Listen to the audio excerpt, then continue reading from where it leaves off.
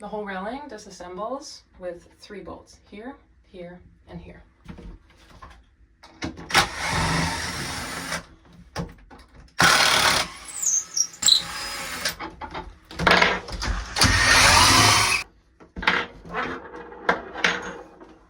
The little cap comes off, which is held on with a post, and then it splits.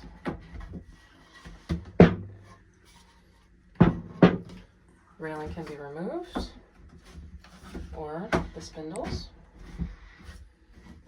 before putting back together.